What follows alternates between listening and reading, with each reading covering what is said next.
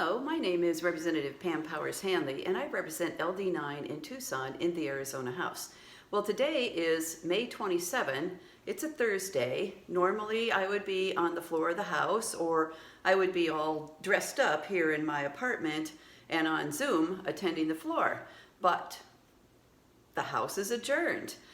Yesterday, on Wednesday, we were supposed to push through the horrible budget that the Republicans came up with behind closed doors. This is the budget that I've done 2 videos about.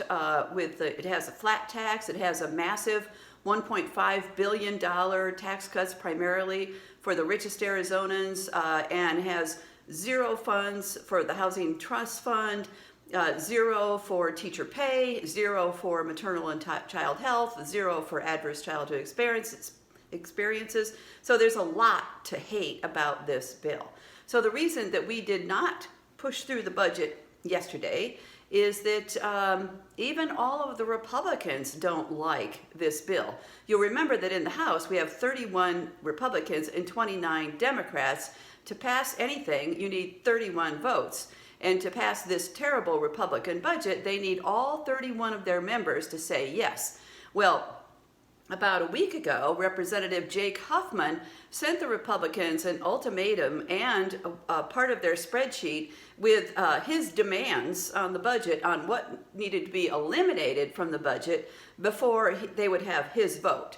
And so he's a very conservative libertarian, and what he had identified as pork were things like money for gifted and special education, which that has not been fully financed in many years. And so people want special education and gifted education to be funded better so we can give these special children a good education. So, but that, according to Huffman, that's pork.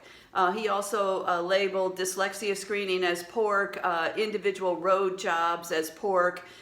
Some of his pork I kind of agreed with because they were obviously items that were stuck in the bill to buy a member's vote, particularly these little road projects in different rural districts. Those look like vote deals. So the other thing, though, is that they also have people on the other end of the spectrum who are more than willing to vote for the rest of the budget, but they are off the flat tax part. Hoffman loves the flat tax. He hates the pork barrel spending on programs for the people and road construction. So there are other Republicans, particularly rural Republicans, who are off the budget because of the flat tax. Now, the flat tax really hurts cities and towns. And some of these smaller towns would be devastated. We heard, testimony in the House and the Senate about, from the League of Cities and Towns about how the small cities like Wilcox and Globe would be devastated by losing their shared revenue, which is what would happen with the flat tax. The flat tax would compress the tax system so much that cities and towns would lose a lot of money. The city of Tucson, for example, would lose more than $20 million with the flat tax. Phoenix would lose $65 million. Mesa is also in the area of $20 million. There's one rural city that told Walt Blackman they would have to raise their sales tax to 19 cents on the dollar to pay for services if they lose money with the flat tax. And so this is an abomination. So basically the budget blew up yesterday. The House was supposed to come back from lunch in a half an hour. We waited 3.5 hours before Leader Bolding called the Republicans and said, what's going on? And basically we are adjourned until June 10 because they don't have the votes for the budget.